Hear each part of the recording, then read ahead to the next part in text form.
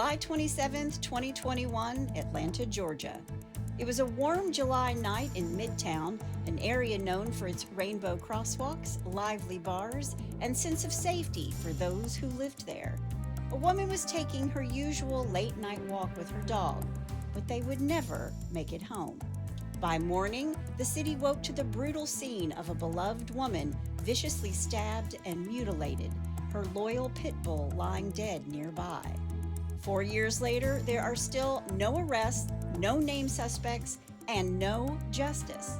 Was it a hate crime, the work of a serial killer, or someone who knew the victim and wanted to humiliate her even in death? This is Katie, Janness, and Bowie, Midnight in Piedmont Park. Hey y'all, I'm Chris Calvert. And I'm her husband, Rob Potto. Welcome to Hitched to Homicide. For better or worse. Till death do us part.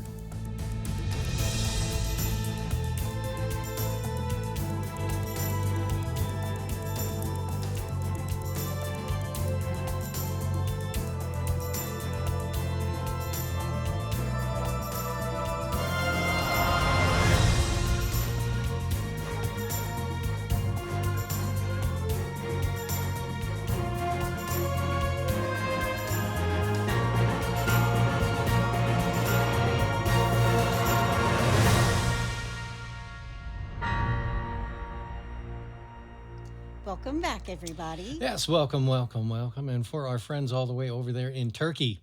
And we were actually talking about Turkey yesterday. Yes, we were. Huskaldin. Very nice. Yeah. We were talking about vacationing in Greece and then hopping over to Turkey. Yeah. But we've decided to go a different way. We'll tell you about our vacation, our planned vacation later. Nobody needs it. Nobody cares about that. Yeah, we never get to take a vacation, so we don't. It's a long coming. Yeah, we're excited. But wherever you are listening, be sure to subscribe to Hitched to Homicide, then like, rate, and review the podcast so others who like true crime can find us. And if you're watching us on YouTube, please hit that subscribe button below. Yes. If you want true crime with us all the time, 24/7, please join our closed Facebook group, the In-Laws and Outlaws. Go to Facebook and type in H2H, In-Laws and Outlaws, answer a couple questions. You are in. Go join. They're a lot of fun. We love those people. Yep. I post photos and other information in there as well. They're a great group of true crime, wacky folks. Yeah, every once in a while I'll get a bless your heart from one of them, and they're usually great. They do a good job. They keep us on our toes. Yeah. They keep each other on their toes. Yeah. And if you put a bless your heart in there, I will give you a shout out. Well, it's better to fill out the form, and then it's on a list. Yeah. Then it makes it on an Excel spreadsheet, which neither one of us really use. Yeah, So yeah. you can find us on Instagram at Hitched to Homicide or on X at H2H_podcast. And we have a Buy Me a Coffee link if you want to send Rob some coffee. Please He do. drinks it every single episode, and you can find that link in our show notes as well. It's the nectar of the gods. You can also send us a text. The link to that is at the top of the show notes where it says, send Chris and Rob a text. Please do. This case, speaking of, was actually suggested, I believe, inside the In-Laws and Outlaws. And again, when they come that way, I try to remember who suggested it. But if it's not in the suggest a case form on the website, I'm notorious for writing it down, but not the suggestor, the person who suggested it. Yeah. So if it's you, chime in and let us all know. Yep. Before we get started, let me thank some sources. Crime Stories with Nancy Grace, True Crime Garage, the Atlanta Journal-Constitution, Fox 5 Atlanta, Find a Grave, People Magazine, WSB-TV, BuzzFeed, 11 Alive, Unresolved, and Reddit. And let me tell you, there are lots of people who have theories on Reddit about this unsolved case. Amateur sleuths. Aren't we all? Yeah, it's true. I do want to say before we get started, this is a particularly brutal murder, and our victim's dog is also murdered right alongside her, if you didn't catch that from the opening. So if you need to tap out now... Tap out, dude! I understand. Okay, well, I'll see you later. You are now required to sit here with me. You have to stay. You're required. But anybody else, I understand. But before we get into this, you've been warned. All right. Well, you ready? I am. Let's do it. Catherine Lynette Janness, who went by Katie, was born on September 4th, 1980. She grew up in Detroit, Michigan, but in 2006, at the age of 26, Katie moved to Atlanta, Georgia. She deliberately chose Midtown, an area that was progressive, liberal. That has lots of liberal neighborhoods, and it's known for its very vibrant arts scene and its welcoming embrace of the LGBTQ community. Okay. Not long after she moved to Atlanta, she adopted a blonde pit bull named Tori. Yeah. Scotty is also a rescue. Yep. One of Katie's first jobs in Atlanta was a bar manager at a place called Whole World Improv Theater. She's actually a musician, and she spent her free time writing songs, Rob, playing guitar, Rob, in local bands, Rob. Well, a long time ago. No, you play in the Lexington Lab Band now. That's true. She was very good at voicing her political views through her music. And to make ends meet, she also worked as a bartender for several years at Campagnolo. It's a Midtown restaurant just down the street from the apartment that she will eventually share with her partner. Okay. Campagnolo sat at the intersection of 10th Street and Piedmont Avenue, where rainbow-painted crosswalks will signify the area's deep ties to the LGBTQ community, a place the Washington Post described as a haven. The iconic rainbow crosswalk was originally painted in 2015 for the Atlanta Pride Week, or month, I should say, and became permanent in 2017 as a tribute to the LGBTQ plus community. It's located at one of the most recognizable and symbolic intersections in the city, and it's just steps away from many friendly bars and restaurants and Piedmont Park. Okay. At work, Katie was known for her kindness and friendly demeanor. The regulars described her as sweet and a little geeky, very much like Rob. Uh-huh. I can identify. Not the stereotypical bartender who threw back shots with her friends or patrons or flirted for tips. Instead, Katie spent her quiet moments collecting books, writing poetry, and composing songs. Now, I'm into the collecting books part and probably the flirting for tips. We got a hipster. That would have been me Yeah. at 26. Katie met her partner, Emma Clark, in 2014. Emma was 10 years younger, but their age gap didn't matter. The two were in love and inseparable. In 2018, Emma and Katie gave Tori a sibling, Bowie, another pit bull, another pitty. And by 2021, Katie and Emma were working hard to save for a down payment on their very first home together. For now, they lived in Midtown Atlanta, a generally safe upper-middle-class neighborhood filled with restaurants, bars, and a thriving music scene that really suited Katie. And at home, they shared their life with their two dogs, Tori, who's now 14 years old, and Bowie, who is now 3, and very energetic. And if you've ever been around a pit bull, they can be very energetic. They get such a bad rap. We've known a couple, our good friends, Robin and Steve, have had a couple of pit bulls, a couple of pitties. Sweetest dogs ever. Yes, they are. Yeah. Kurt loved Rob. I loved Kurt. He was a great Kurt dog. was a great, great dog. Yeah.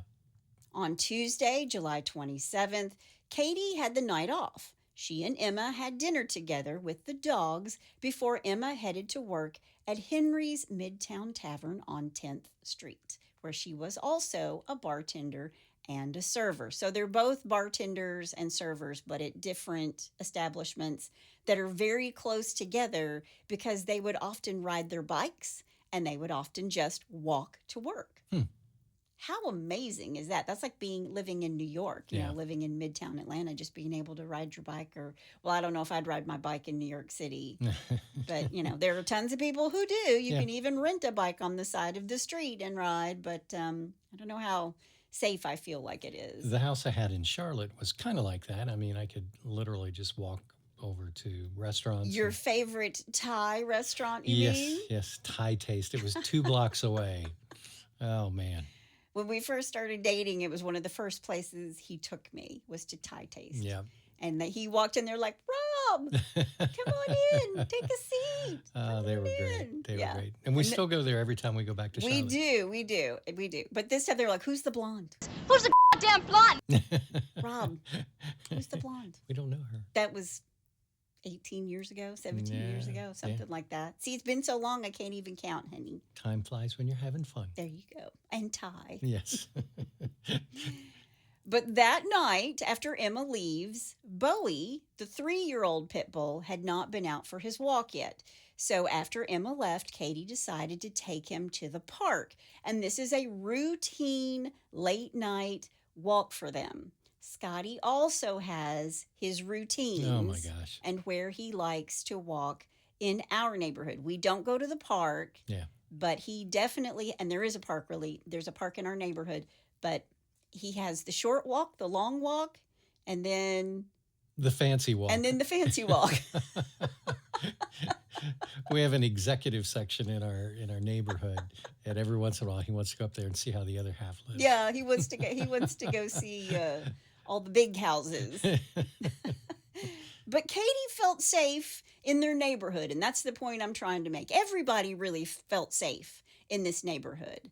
And both she and Emma worked at these bars that are nearby, that are within walking distance. And this park is very close to their apartment. And it was perfect for Bowie. And we're talking about Piedmont Park. Okay. And these two had evening work schedules. So Bowie was used to a later walk time. So if you have a dog, you know, when it gets close to when they're used to getting walked, they know. Do you think you want to go, They know it's walk time. They'll get their leash. They'll come get you. Listen, I'll be down here in my studio, and every day at 3 or 3:30, somewhere in between there, Scotty comes down. He just sits and looks at me like, "You ready? Come on, dude. Let's do it. Let's go. It's time for a walk." Oh, man. Now, Bowie was an easy walker. He enjoyed his walk. He didn't bark at other dogs or people or kids on bicycles or men on motorcycles. I'm looking at you, Scotty. He barks at anything that's got wheels. Yeah. It was after 10 p.m. when Katie and Bowie headed out, but the streets were not dark because Midtown is very well lit by traffic and street lights and open businesses.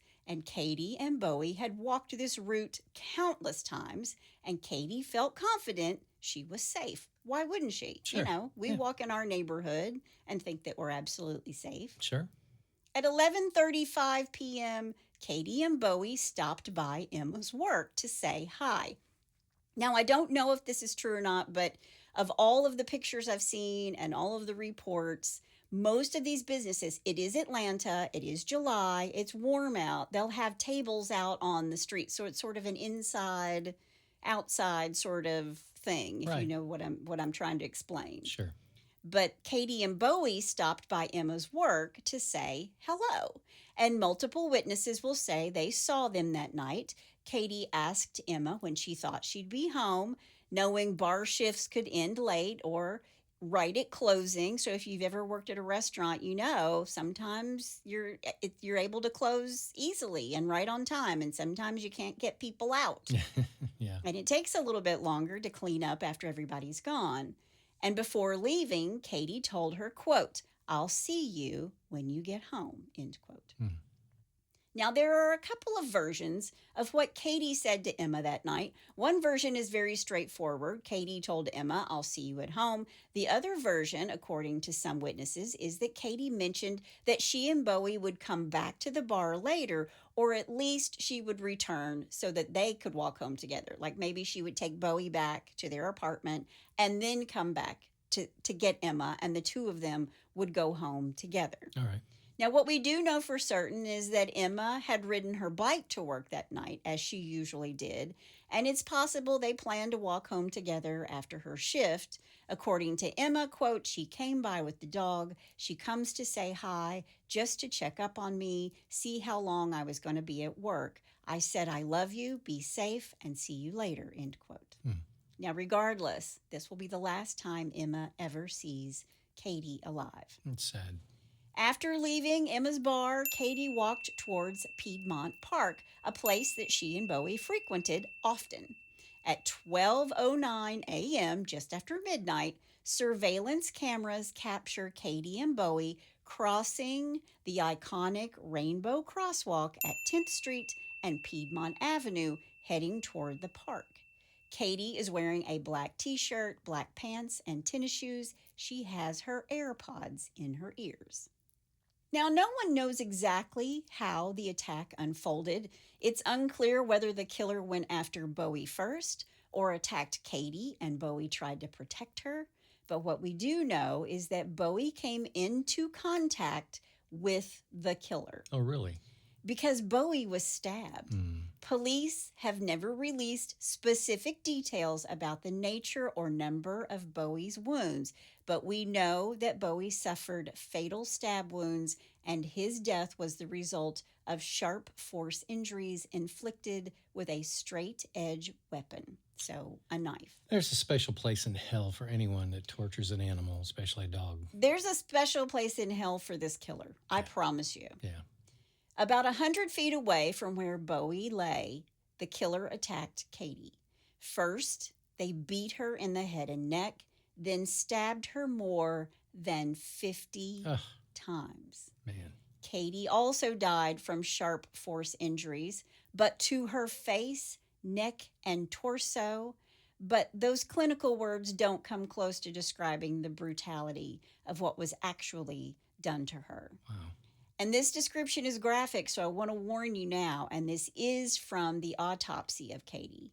She had at least 15 slicing wounds running from her forehead down to her chin, incised cuts that flayed her skin open in an X pattern. Oh, wow. Her nose was nearly severed, both eyelids were sliced through, and both lips were cut clean through to the underlying tissue. Wow.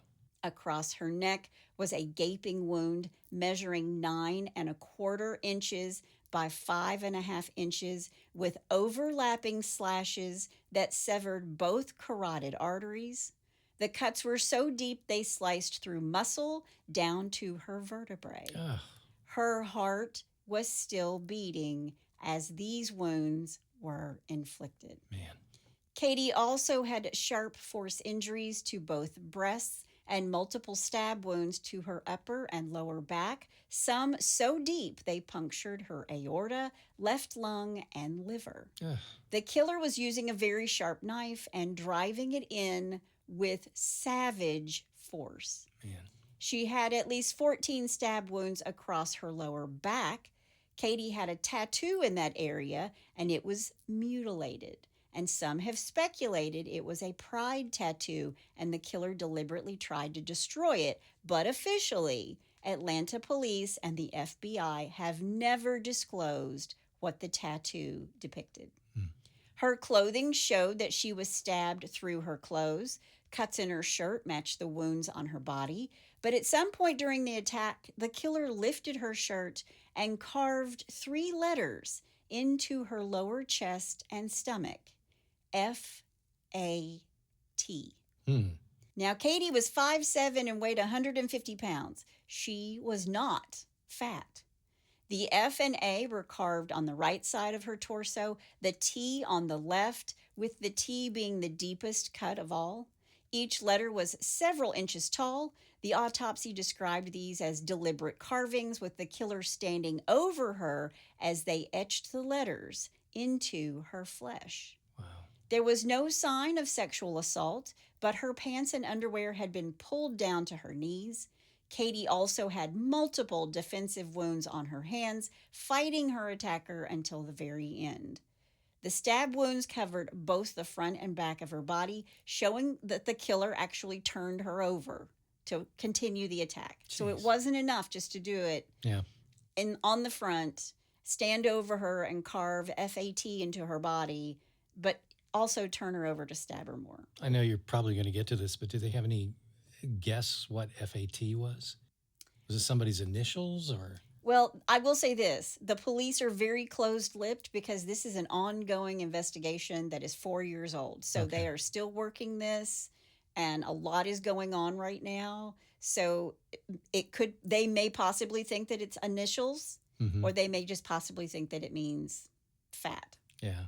Well, but I mean, she's thin and young, and She is. yeah. So I wouldn't accept the fact that fat meant she was fat. It's like it's got to be an anagram for something else. Maybe. I think that's a really smart angle to think of it. Really? Maybe they are the initials. Maybe. I'm smart. What if those are the initials of the killer? That's what I'm saying. Yeah. Yeah. At around 12:20 a.m., Emma rode her bicycle home from work. When she arrived after 12:30, Katie and Bowie weren't there. Only their older dog, Tori. Right.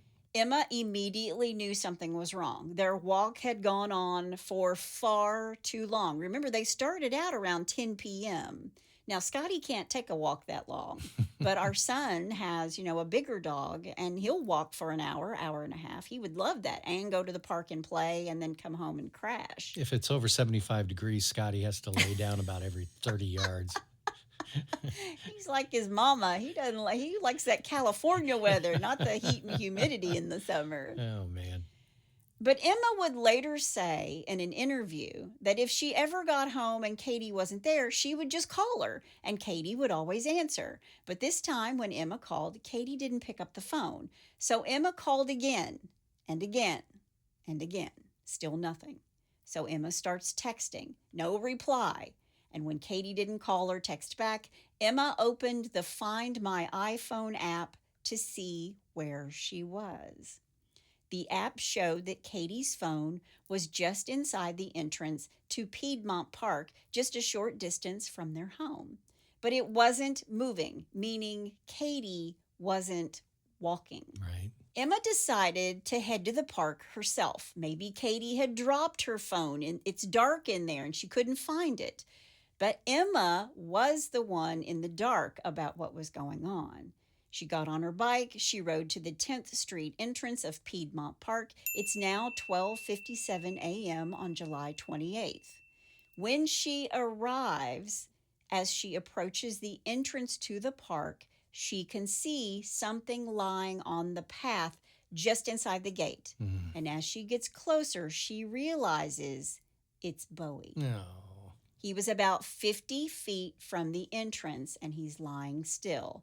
So Emma dropped her bike. She runs to him, hoping that he's still alive. But deep down, she knew that something was really, really wrong. Sure. So she's overcome by shock and grief. She doesn't notice anything else at first. I mean, she's just found her dog. Right. So I get this. Quote, "The first thing I saw was Bowie. He was visible from the gate, maybe 50 feet inside," end quote. And at first she thought Bowie might have been hit by a car. Sometimes vehicles use this exact path in the park. But then the dread sort of set in, because if Bowie's here, where is Katie? Right. Emma started calling out for her, looking around desperately. She checked the app again, and she followed the blue dot on her phone. And that's when she found Katie Ugh. lying on the ground about 100 feet away from Bowie's body to the right. Emma rushes to her. She finds Katie covered in blood, stabbed, and mutilated beyond recognition. Emma felt for a pulse, but she already knew that Katie, the love of her life, was gone. Man. Quote, "It was dark. I didn't know what was going on. I was terrified and shocked," end quote. Of course she was. Yeah. There's nothing in this world more horrifying than finding the person you love dead. Man. So Emma is panicked. She didn't know if the killer was still nearby, if she was going to be the next victim, or what, so she ran for her life. And at 1:10 a.m., she called 911. Now, this 911 call has become a point of debate for many, with many people dissecting every word she said. Atlanta 911, operator 7959. What's the address to your emergency? Sir, I'm at the entrance of Piedmont Park. I just was searching for my girlfriend's phone because I couldn't find her. She said she's here at Piedmont Park. Please help. You said somebody's dead at my Piedmont God. Park? Yes, ma'am. Please send help. Please. All right, yes, ma'am. I'm going to send help to you. Oh, my God. Oh, my God. All right, can I get your name, please? Emma Clark. You said, what was your name, ma'am? Emma Emma? Clark. Yes, sir. All right, Miss Emma, may I get a callback number? Oh, my God. Yes, sir. All right. I'm here, Miss Emma. Where's she at in the park? She's like near the entrance. I don't know how to explain it to you. Did you just see that? That's my fucking girlfriend. Yes. All right, hold. Please, oh my God, dude, she's dead. Like, it's so fun. All right, I'm about to call Grady, okay? Please.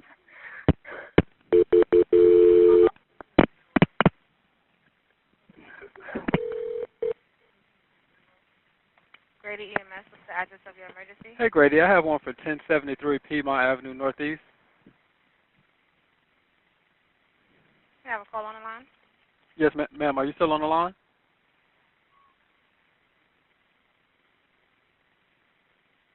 Okay, I guess she must have disconnected. She said her girlfriend is dead in the park. Now, some people have speculated that Emma was out of breath because she had run out of the park to make the call, but it's also pretty apparent that she's in shock. She just found her partner and her dog brutally murdered. Sure. Her adrenaline's pumping. Her world is shattered. I am taking up for Emma right now, okay? Yeah, I don't even know why this is even in question. Well, if you go to some of the Reddit threads, you'll see why people have like their own little theories about this, okay? Okay, whatever. During the call, a man's voice can be heard yelling in the background, and reports say he shouted, and I will post this in the In-Laws and Outlaws as well because it's sort of muffled, but the reports say he shouted, quote, "What the f***," end quote. Maybe after seeing Katie or Bowie or both. Emma responds saying something like, quote, "Did you just see that?" end quote. And the man replies, "Yes." Emma then says, "That's my girlfriend," end quote. She tells the dispatcher again, quote, "Like she's dead, end quote. And there are people who don't like the tone of Emma's voice. Oh, geez. The tone she's using to this guy who's also seen Katie's body or the dog, which to me, come on. Yeah. There's no good way or correct way to react in a situation like that. Yeah. But people like to make assumptions based on how a person reacts to a violent crime or death. Now, the dispatcher tells her that help is on the way. You can hear the operator alerting emergency services in between talking to Emma, but Emma isn't on the line long enough to tell the dispatcher exactly which entrance of the park where Katie's body is located. And now we know that shortly after Emma runs away from the scene and calls 911, someone else finds Katie's body. This man, that's the man who can be heard in the background of this 911 call. Right. And he comes out of the entrance of the same park that Emma had run out of. And to this day, police have never said that they know who this man was. So he says this. She says, "That's my girlfriend." He sees, it's obvious that she's dead. Right. It's obvious that she's dead. Sure. But who was this guy? Right. And why was he in the park that night? And how do we know he wasn't the killer himself, watching Emma discover Katie's body before acting like he stumbled onto the scene too, only to vanish into thin air? Right. Because the police do not know who he is. But here's the thing, based on the brutal condition of Katie's body, whoever killed her would have been covered in her blood. Right. And that particular entrance was really well lit. And I feel like someone would have seen that he was covered in blood as he's like leaving. Sure. But it is sort of late at night.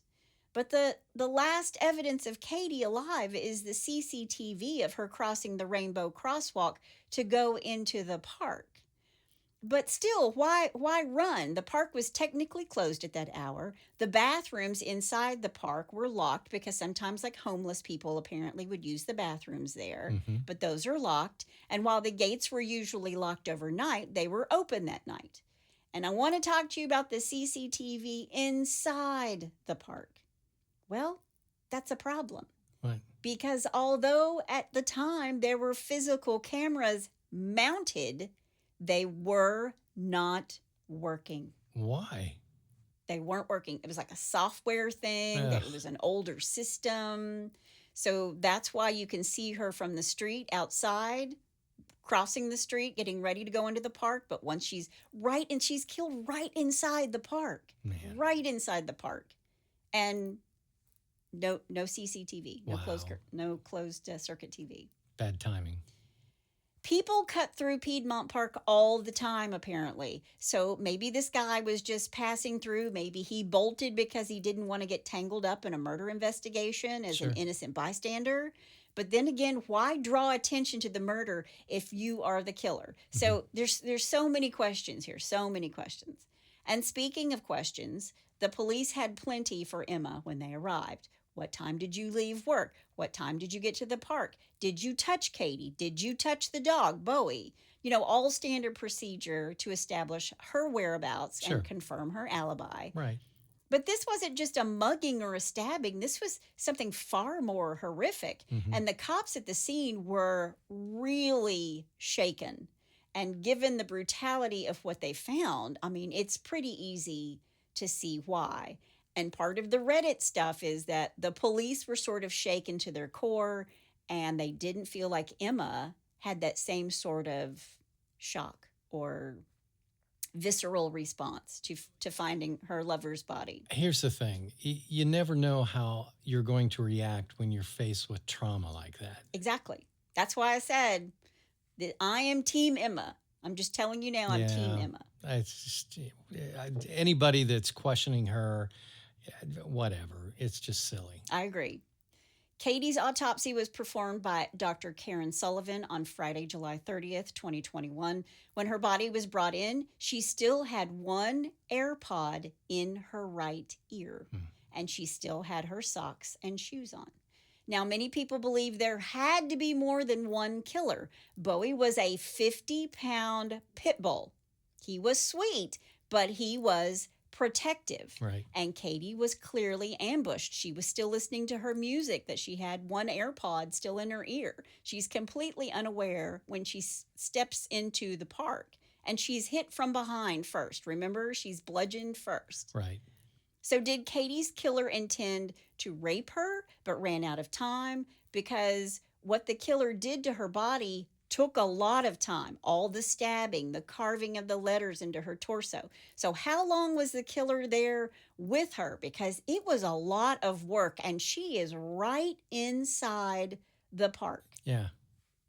I'm just surprised that no one heard the attack. I mean, she had to have screamed or something. Well, and there are people who have gone into Piedmont Park at exactly this time, and they can actually hear, in July, they've like recreated the exact, night, and they can hear people outside at the bars across the street. I mean, that's how close it is. Wow.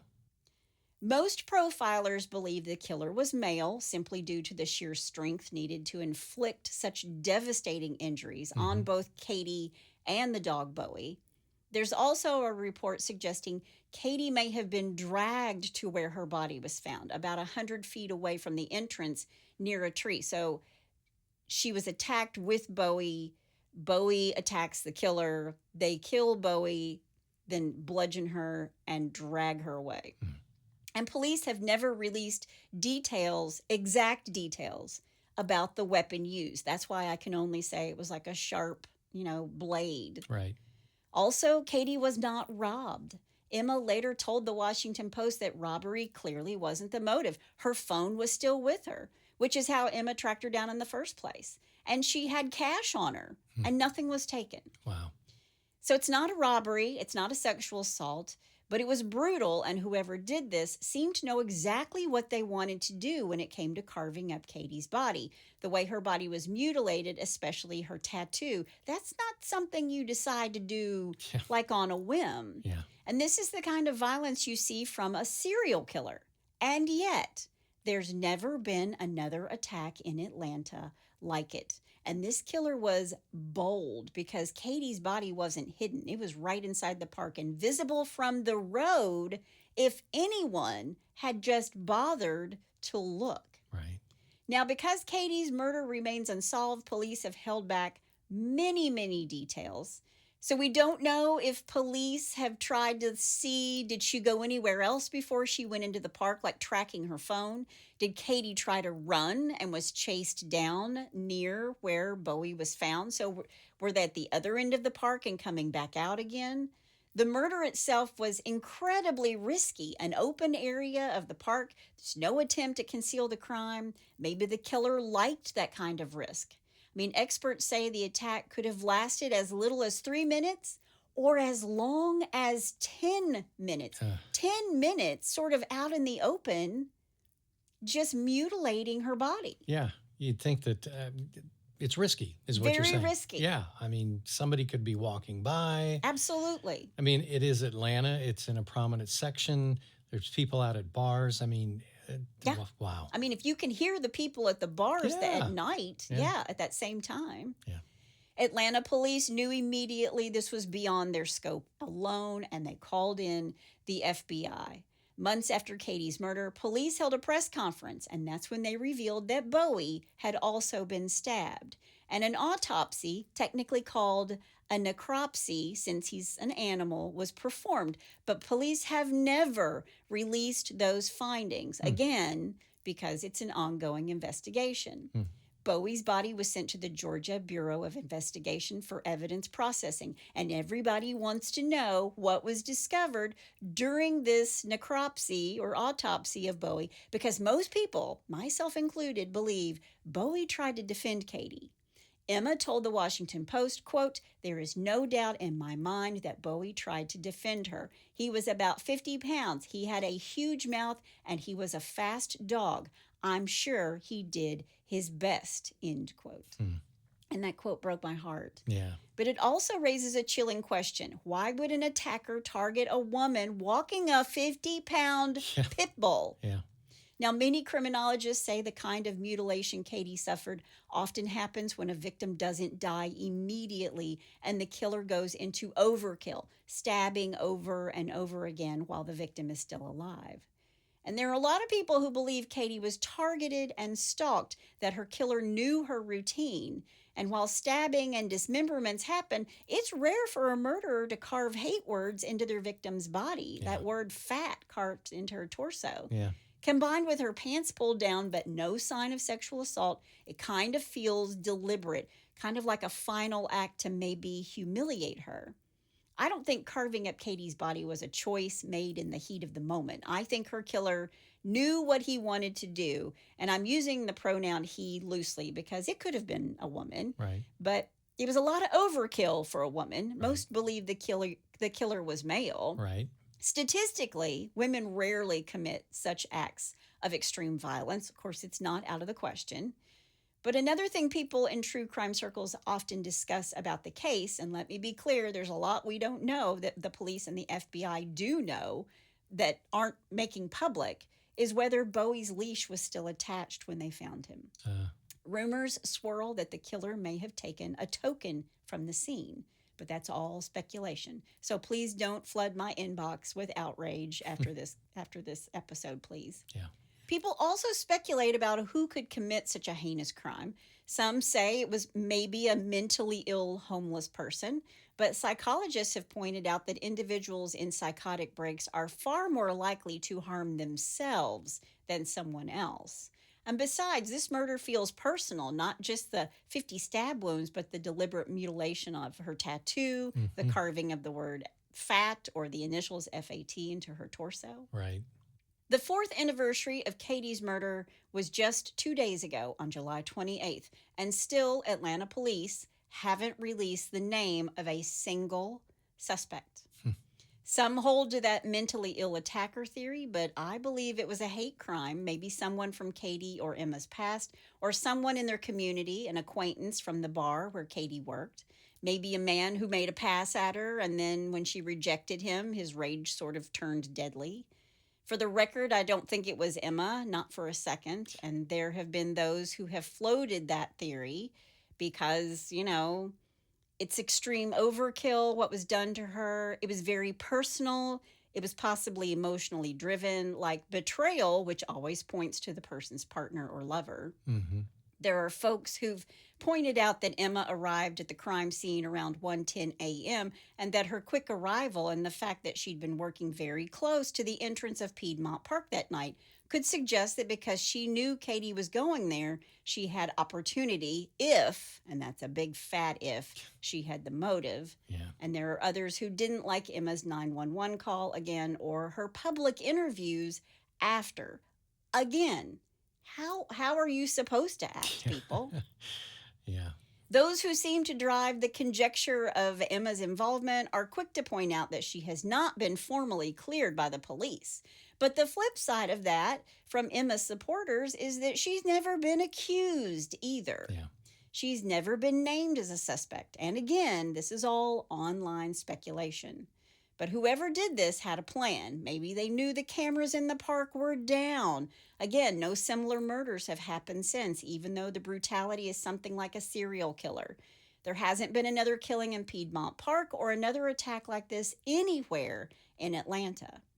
But the big question on everyone's mind, and I can't believe you haven't brought this up yet, because it's a big question in my mind too, Yeah. is if Bowie defended Katie, which we know DNA. he did. I was going to ask that. Did he bite the killer, and Yeah. did the killer leave any DNA behind inside Bowie's mouth? Right. Or are there fibers from the killer's clothes in his mouth or teeth? There could be blood evidence inside Bowie's mouth. These are the details everyone is desperate to know. But for now, police aren't saying what they have found. Atlanta Deputy Chief Charles Hampton Jr. has said this case relies heavily on biological and technological evidence, both of which take time. Well, it's been 4 years. Some factors are simply out of their control. They're still waiting for certain results, maybe like data from phone carriers. That means they're like pulling a quote, data dump of all phones used in that area during the critical hour, Right. and feeding that into specialized software to map out who was where, which is pretty interesting. So if you didn't know that, if you're carrying a phone, your carrier will tell the police. Yeah. If they get a warrant for it, they're going to know that you're nearby. Right. But as we all know, time keeps passing. 4 years have already slipped away.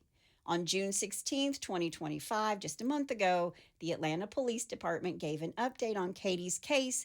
They said the investigation remains active and ongoing with a strong focus on DNA evidence. But they are still asking for the public's help. So if you saw anyone with unexplained injuries, if someone you know suddenly showed an intense obsession with this case in the media, if they changed their appearance, dyed their hair, shaved their beard, or suddenly grew a beard, if they were absent from school or work around the time of the murder, which is July 28th, 2021, police want you to come forward. Contact the Atlanta Police Department. They've made it clear that no tip is too small and nothing will go uninvestigated. And you can submit these tips anonymously by calling 404-577-8477. That's 404-577-TIPS. Okay. You can submit a tip online at crimestoppersatlanta.com, or you can text your tip to crimes at 274637 using the code CSGA at the beginning of your tip. There is a $100,000 reward for any tip that leads to an arrest and indictment into Katie's murder case, and you do not need to reveal your identity to be eligible for the reward. And if you're wondering how that might work, after you submit your tip, you receive a tip ID number or a tip code, and this is your only way to check on the status of your tip. And without your tip code, you cannot collect your reward. But if your tip is the big one, you receive instructions on how to collect your money, like going to a specific bank or a payment location where you present your tip ID. But you are never asked to show your ID or appear in court or reveal your identity. I want to end by mentioning that in the dog park where Katie and Bowie spent so many hours, there's now a bench dedicated to their memory, a quiet place for those who loved them can go and sit and reflect and remember. And as for Emma, she's trying to get on with her life. But that is the unsolved case of Katie, Janness, and Bowie, and that's all I have to say about that. All right. This really isn't a take on anything, but a question that I have. I think the first thing that I would have done was to ask who was in charge of the software, the technical aspect of what's going on for cameras around the city. Because there's got to be, obviously there's a department for all that, but I would want to know who to question in there, because the brazenness, I guess, you would say, of this murder. For sure. You would think that someone that was doing that would know that there's cameras in the park, but if they knew that the cameras weren't working. Right. So I would go to the source. And I'm sure they have. Remember, the FBI have been, involved in this. Yeah. My whole thing is, I think Bowie holds the key to everything. I think the dog holds the key to everything. It's always the dog. And we have Scotty. And I have Scotty with me right now. So it's the dog, The dog's going to be the hero. The dog will end up being the hero. Yeah. And I realize, it's an unsolved case, and it's there's really not a whole lot of bright moments. We usually try to bring a little levity to some of these cases, right, when it comes to the criminal. But I mean, there's none to be had here. But I didn't want Katie's name to just sort of fade away. I agree. And the police are still actively asking for help. And so this was the one thing that we could do for her. Good. Well, let's go to some really stupid crimes that don't need any help at all. With a little bless your heart. Well, bless your heart. All right, number one, I'm calling Just Clowning Around. Just clowning around. A Massachusetts judge has denied a man's request to juggle during his trial to show jurors he was just clowning around when he allegedly tried to rob a convenience store. Oh, my gosh. The keystone to his defense is he's literally a clown. Orlando Melendez wrote of himself in his petition per the Springfield Republican, and denied, wrote a Springfield judge on Thursday in rejecting Melendez's request. Melendez... If I was the judge, I'd be like, come on in, start juggling. Yeah. Melendez has not pleaded guilty to charges. He used a toy gun to try to rob a convenience store in December, reports the AP. This is the part I love. The 20-year-old man who is representing himself, of course he is, asked that he be allowed to juggle 3 wads of paper for 20 seconds to show jurors that he allegedly attempted robbery was a misunderstanding. wads of paper. Yeah. Bring in some bowling balls No, bring in some chainsaws. or something flaming if Yeah, you really want to exactly. show us that you're a juggler. Well, obviously it didn't work. Jeez. All right, number 2, Not So Merry Christmas. Not so Merry Christmas. Yeah, exactly. Jesus Saves probably doesn't refer to getting someone off the hook for a crime, as one suspected drunk driver recently found out in the UK. A man slammed his Mini Cooper into a metal barrier in Yorkshire on Saturday, then fled the scene seeking sanctuary from law enforcement in a nativity scene about 220 yards away, reports the Telegraph. The North Yorkshire police posted a pic of the car and decimated barrier on Twitter and noted the suspect had been located and arrested.